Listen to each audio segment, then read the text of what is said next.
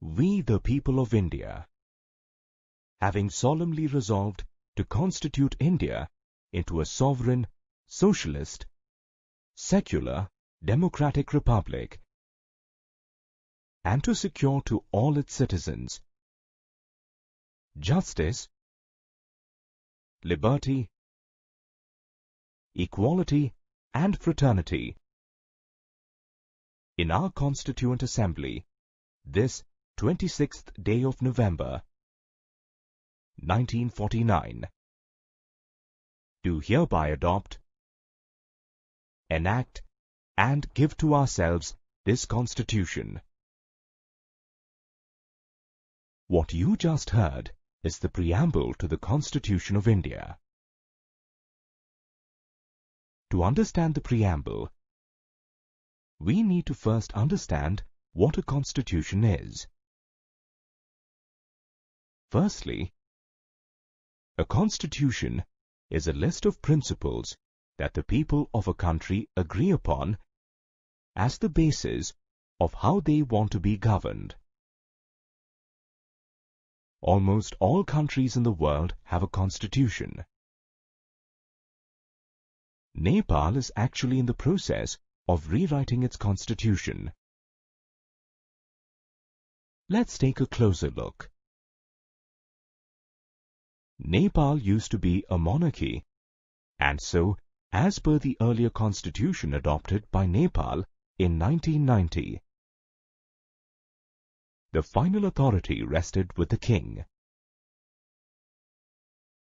The people were not happy with the monarchy and they started revolting. Finally, in 2006, the monarchy was abolished. Nepal became a democracy. To reflect this, the constitution is now being rewritten to remove the authority of the king and put the power in the hands of the people. India too is a democracy, and this fact is included in our constitution as well. So, another important function of the constitution is to define the nature of a country's polity. After helping India gain independence from the British, the Indian national movement had many ideas for free and democratic India.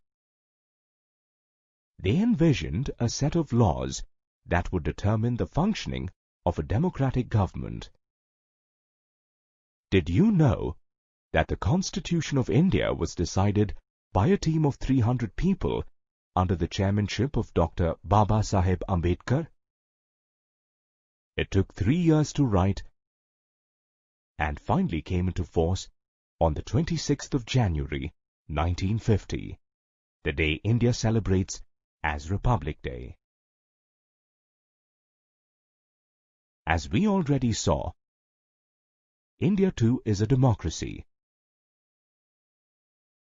and the Constitution gives equal rights to all people irrespective of religion, race, caste, gender, and place of birth. The rights guaranteed by the Constitution ensure that leaders don't misuse powers.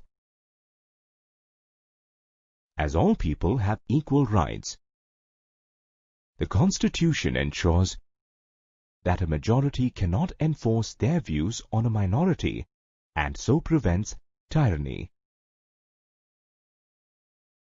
The third function of the Constitution is to protect us from ourselves. This might sound confusing. What it means is that it acts as a guideline to ensure that we do not take any rash and hasty decision based on public emotion. So, what are the features of the Indian Constitution? The first feature is federalism. By federalism, we mean that more than one level of government exists in India. These are the central government, the state government, and the local state government or Panchayati Raj. The second feature is the parliamentary form of government. What this means is that the people of India can vote for and elect their representatives to lead the country. The third feature is the separation of powers. As per the Constitution, there are 3 state organs. These are the legislature, the executive, and the judiciary.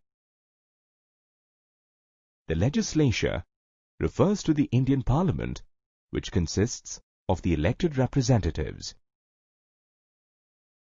The executive branch is responsible for running the government. This is headed by the President and the Prime Minister. The judiciary refers to the system of courts in India. The separation of powers states that each of these organs exercise different responsibilities. Also, each organ keeps the other organ in check. Hence, power is balanced. The fourth feature is that of fundamental rights. The fundamental rights provided by the Constitution are the right to equality, the right to freedom, the right against exploitation, the right to freedom of religion, right to cultural and educational rights, and the right to constitutional remedies.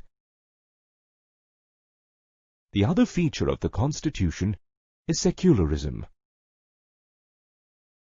Secularism ensures that no particular religion is promoted as the state religion. These features of the Indian Constitution ensure that India is a great place for all of us to live in. We have now reached the end of this module on the Indian Constitution and its features. In this module, we learnt that a constitution is a list of principles that the people of a country agree upon as the basis of how they want to be governed. A constitution defines the nature of a country's political system. The Constitution protects us from ourselves. And that the key features of the Constitution are federalism, parliamentary form of government, separation of powers, fundamental rights, and secularism.